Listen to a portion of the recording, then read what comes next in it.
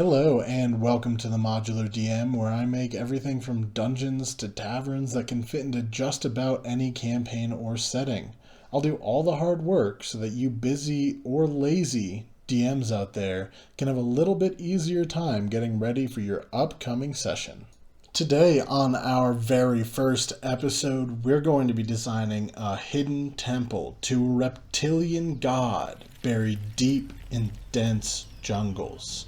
This is the Jungle Temple of Yassoth.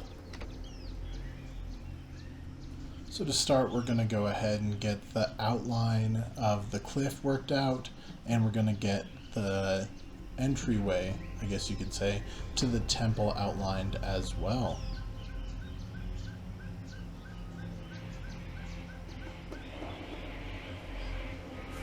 Gotta do a little coloring too, of course, to make sure that you can tell what's jungle, what's cliff, and what's dungeon.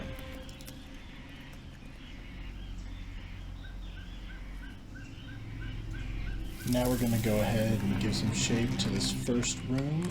I'm thinking this will be sort of just a big entryway. We'll put some sort of murals or carvings all over the walls, maybe an enemy or two. I'm really thinking that, given the jungle setting and everything, having some Yuan-Ti, some snake baddies in here would be great. They're an underused enemy type. They're really interesting. So we're off to a good start here. And I'm thinking that we're going to go ahead and make the entryway secret. Maybe we'll do some sort of giant skull carving up on the front. That looks like it's just carved into the cliff face, and you've got to stick your arm into the mouth of the skull or something like that to unlock it. Just great classic pulp adventure type stuff.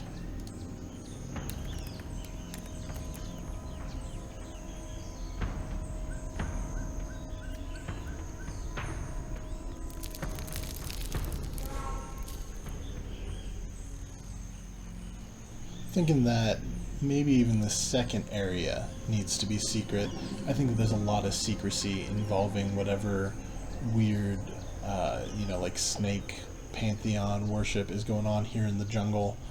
We'll see more as we build out the rest of this dungeon, though.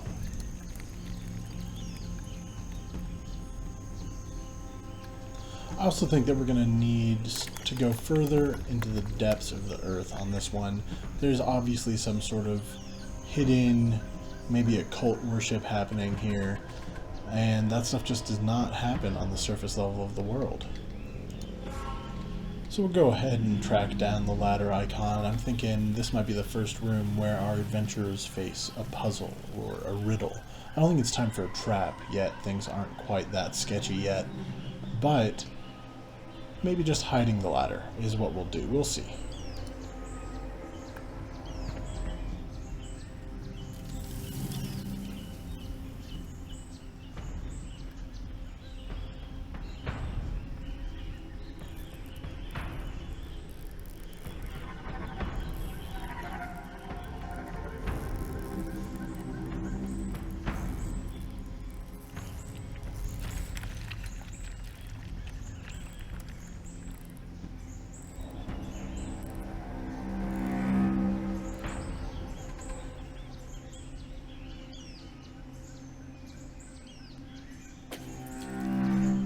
I'm going to go ahead and use this dotted red line to show where that ladder goes to. I think it's about the best bet we've got for doing a change in depth or elevation.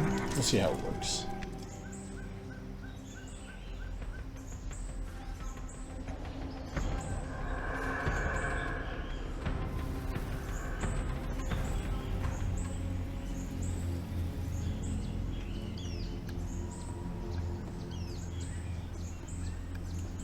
And of course, now that we're subterranean, this is where the traps have to come in. We're really in dungeon territory now, so we're going to figure out some way to do a trap here.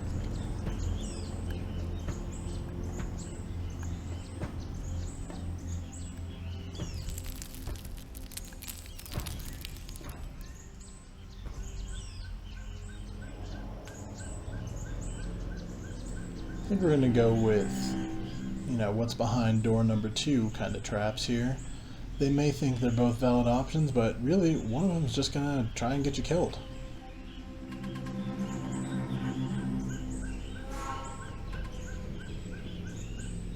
Now, I think it's important to note, too, that I don't like just normal damage-y traps in here. I think that it's more fun and more dramatic, because really, what is D&D about other than telling a story and, you know, making drama together? It's collaborative storytelling. I don't like traps that just deal damage. I don't think that's interesting. I don't think it's exciting. I think it's just kind of annoying, really. So what we're going to do here is we're going to do a pit trap, where if they pull the wrong lever, whoever pulls the lever, if they're standing in front of it, they fall into the pit, and some boulder runs out or rolls out through this other door on top of the pit, closing them in.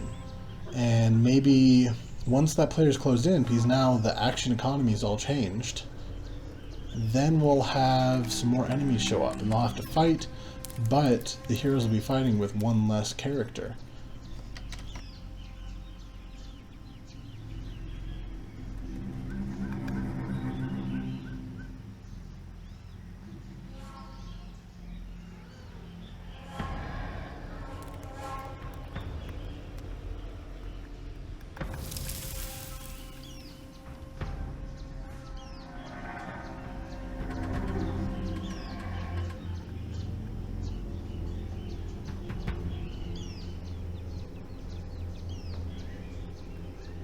And if anyone's curious, this program we're using is called Dungeonographer. I'll leave a link in the description. Let's see, we're going to go ahead and do another red dotted line to show a change in depth here.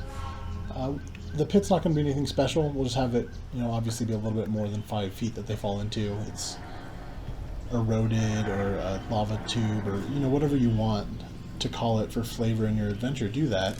But it's just going to be a slightly bigger room. That gives whatever character gets stuck down here enough room to at least maneuver and try a couple things to get out. Maybe they've got a spell to remove the stone. Maybe they have a polearm that they're going to try and use to leverage the stone out of the way. I think the best thing to do to your players is to put them in no-win situations and see if they can give themselves a little Kobayashi Maru treatment and change the terms of the test. I guess we'll see. I like to push my players. I hope you do too.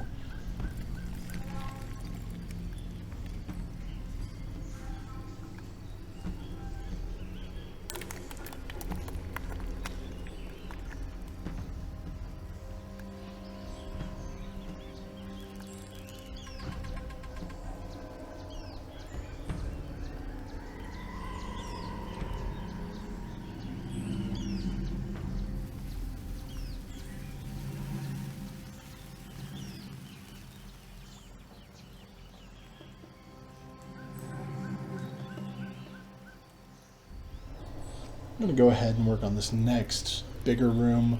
I think that this is where we'll put the mini-boss fight. Thinking maybe like different levels of the floor. Well, actually on second thought, I'm not loving this. We're going to make it a little more simple than that. I think that's overcomplicated. This is going to be a bigger room down here. We'll say that it's the only necessary path. Everything else is just flavor and rewarding your players with both lore and flavor text, as well as loot for exploring. I'm thinking maybe we'll do something along the lines of an extra combat or test or something back in those other rooms, just to keep things interesting. We'll see. Also, I'm going to color in here. I like to use different colors for different depths, just to make things a little bit clearer.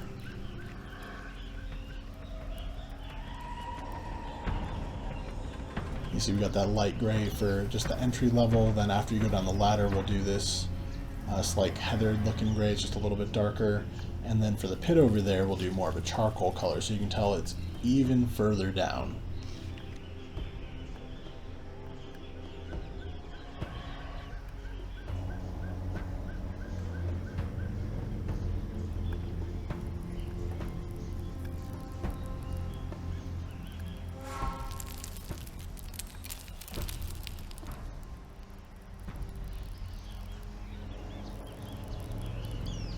So we're off to a pretty good start here. I think that back in the day when Gary Gygax was out here making dungeons and everything, the go-to, I think, was a 5 or 6 room dungeon, and as far as key rooms that actually matter, we've got the first 2 on the top level, then we've got the trap room, which is 3. We'll have this boss fight room is 4, and these 2 smaller rooms over on the side make 6. So I guess we're hitting those classic dimensions too.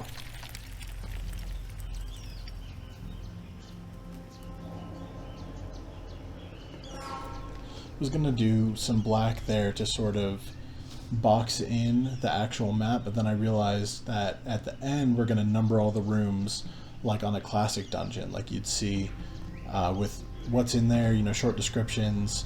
I'm going to go ahead and start adding more of the map items now. That star is going to be a statue, I think, of like a Yuan-Ti priestess is what we'll do. You know, casting some crazy spells down here, trying to, you know, summon the snake god or something. We'll have a statue of her, and all the adventurers will have to do is just push it out of the way to get to that ladder. Maybe they can see, I don't know, like some scrape marks on the floor or something where, you know, other people have obviously gone down there. We'll add some braziers too. It's coming together pretty good. Also, at the end here, when I super speed it up to go through all the text that I'm writing, it'll all be stuff that we covered during the video anyway, we'll talk about plot hooks. You know, why did your adventurers get here? Why are they interested in, first of all, just some mural on a cliff that turns out to be a whole temple, and at that, once they're in the temple, why do they go ahead and explore down into the depths? Is it treasure? Is it a threat? Did someone kidnap the blacksmith's daughter? We'll talk about it.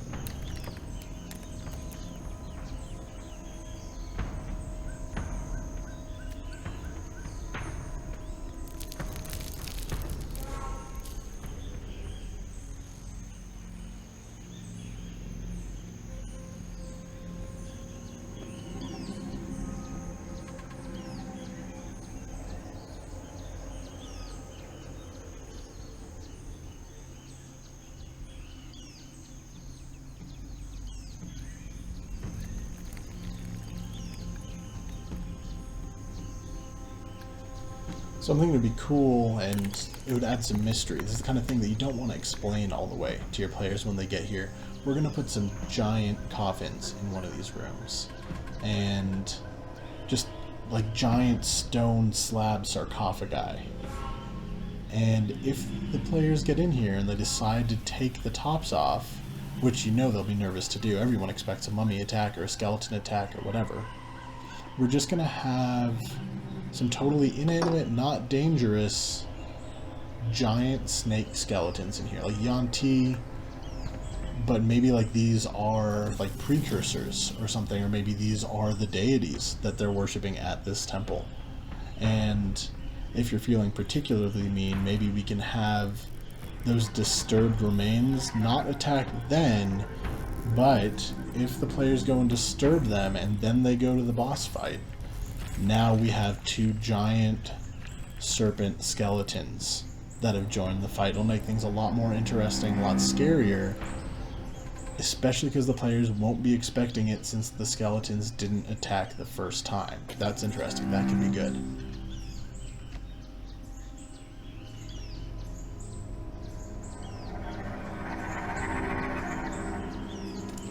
In here, yeah, we'll do some altars, we got some bookcases, we'll put like a glowing green magic circle on the floor that's somehow reacting to whatever crazy snake magic the priestess in here is up to. We'll put some pillars in, we'll say that this is a wide open room with big vaulted ceilings. This is like the innermost sanctum of this crazy hidden temple.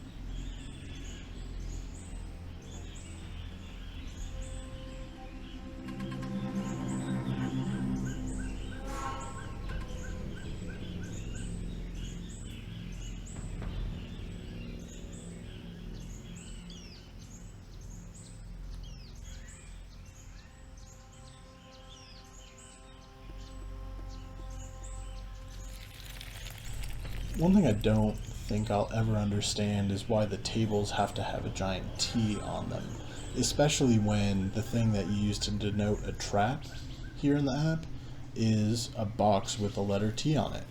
I know it's hard to tell on our trap that we laid up there in room number 4, but on the actual map icon, it's a box with a T.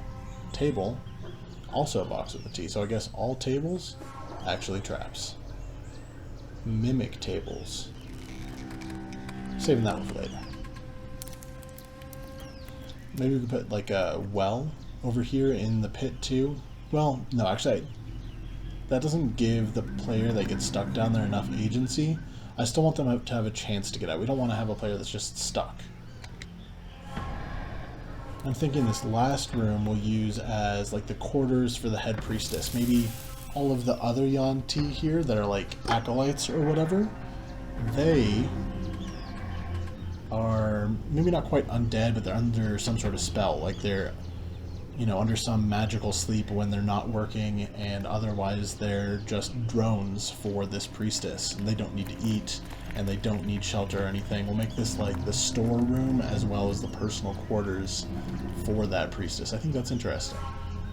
Again, it just adds more depth to what exactly is going on here. How much power does this priestess have? What are these deities that the Yuan-ti are worshipping?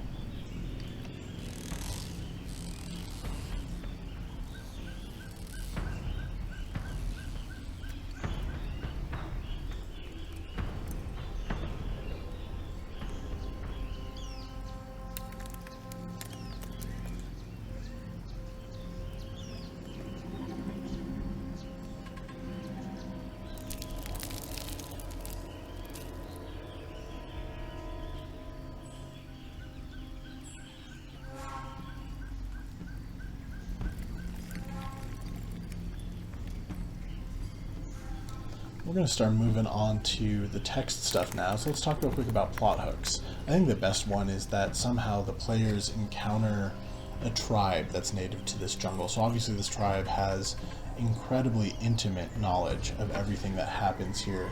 They are a part of nature. The ecosystem is their life. And maybe animals are more aggressive, or the fruit on the jungle trees is coming out rancid, or something. There's some influence on the jungle that hasn't been here for centuries, you could say. And the elders have maybe some sort of far-off legend of a corrupted temple hidden in the jungle, or maybe the entire village avoids this part of the jungle because of the giant skull carving on the cliffside. I mean, I'd probably avoid that if I was there. Well, let's be honest, I would be the one to go check it out and probably get cursed or eaten by some terrible snake skeleton monster. But, putting that aside, another plot hook. Possibly this priestess was under some sort of spell that had her, you know, under a 500-year slumber or something, and she's finally reawoken, and she's re-exerting Yassoth's influence over the jungle by performing these rituals. Just some ideas.